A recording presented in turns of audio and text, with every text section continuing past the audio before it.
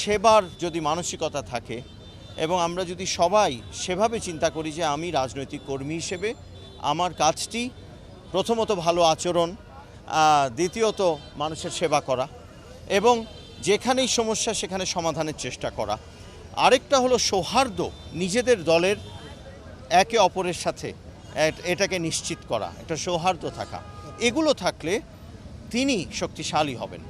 এবং তিনি শক্তিশালী হলে অর্থাৎ সরকার তখনই শক্তিশালী থাকে গণতান্ত্রিক প্রক্রিয়ায় যখন যে দল সেই সরকারে যাচ্ছে সেই দল কতটা, আবার যে বলছি শক্তিশালী মানে কি? শক্তিশালী মানে এটা নয় তার কত অনুসারী অথবা কতজন নেতা। শক্তিশালী মানে হলো কত মানুষ আমাদের উপরে আস্থা রাখে, আমাদের উপরে তাদের বিশ্বাস আছে। এবং বিশ্বাস তখনই আসে যখন তারা আমাদের আচরণে তারা মনে করে যে এই আচরণই চেয়েছিলাম। অতএব এই বিষয়টি একটু আলোচনা করেছেন। আর বলেছেন যে নির্বাচন, স্থানীয় পর্যায়ের যে নির্বাচনগুলো, এগুলো হয়তো যে কোনো একটা সময়ে তো ডিক্লারেশন আসবে, কিন্তু তার আগে যেটা প্রয়োজন বেশি সেটা হলো আমরা একই পরিবারের এবং সেই একই পরিবারের সকলে যেন জনগণের জন্য ভেবে আমরা এভাবে চলি যেই চলার কারণে একটা ঐকমত্য থাকবে, আমরা ঐক্যবদ্ধ থাকতে পারবো, একতাবদ্ধ থেকে আমরা আমাদের যার মাঝে সেবার নিয়ত সবচেয়ে বেশি তাকে আমরা নির্বাচিত করব। না হলে তো এমন কেউ আসতে পারে যারা হয়তো মানুষের জন্য ভালো না, সাধারণের জন্য ভালো না।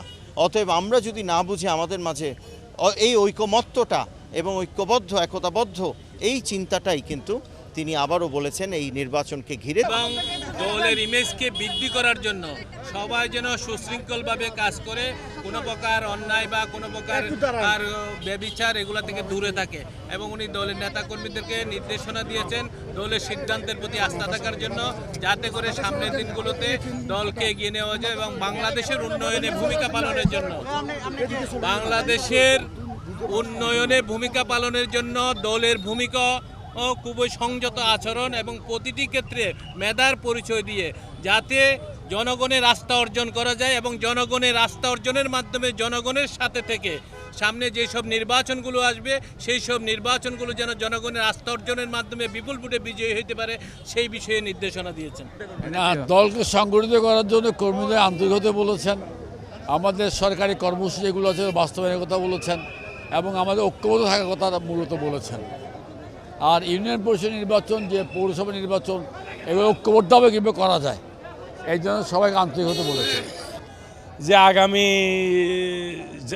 স্থানীয় পরিষদ যে সমস্ত নির্বাচনগুলো হবে এগুলোর জন্য আমাদেরকে একটা প্রাথমিক এখন থেকে ঐক্যবদ্ধভাবে নির্বাচন করার, এককভাবে প্রার্থী দেওয়ার বিষয়গুলোকে আমাদেরকে মোটামুটি উনি বুঝিয়েছেন যে আমরা এখন থেকে যাতে আলাপ আলোচনা করে সেগুলো ঠিক করি, যে আমরা ঐক্যবদ্ধভাবে এবং একক প্রার্থী দেওয়ার বিষয়ে আমরা যাতে চুলচেরা বিশ্লেষণ করে এ ব্যাপারে এখন থেকে আস্তে আস্তে সিদ্ধান্ত নিই এবং সংগঠনকে যাতে আমরা কার্যকরভাবে পরিচালিত করি। উনি আমাদেরকে বলেছে ঐক্যবদ্ধ থাকতে এবং শৃঙ্খলা থাকতে, এবং আমরা সবাই জিও পরিবার, আমরা সবাই সমাজের কাছে, জাতির কাছে আমাদের চরিত্রকে সুন্দরভাবে সুচারুরূপে গঠন করতে এবং পাশাপাশি এবং জনগণের সাথে সম্পৃক্ত রেখে দলকে সামনে এগিয়ে যাওয়ার জন্য উনি আহ্বান জানিয়েছেন। এবং উনি মূলত বলেছেন সবাইকে ঐক্যবদ্ধ থাকতে এবং গুপ্ত এবং পেশিবাদের বিরুদ্ধে সবাই ঐক্যবদ্ধ থেকে সামনের যে দিনগুলো আসবে সেই দিনগুলোতে প্রতিকূলতার মাঝে এগিয়ে যেতে হবে।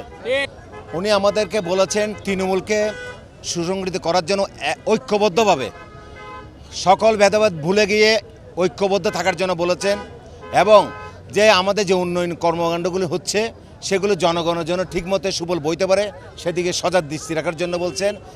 এখানে মূল বার্তাটি ছিল যে আগামী স্থানীয় সরকার নির্বাচন আসছে, ওই নির্বাচনে যাতে আমরা সকলে তৃণমূলের ঐক্যবদ্ধভাবে থেকে যাতে ওনাকে আমরা সহযোগিতা করি, যাতে আমরা নির্বাচনে যাতে উত্তীর্ণ হয়ে আসতে পারি, এটি মূল বার্তাটি ছিল আমাদের আজকে।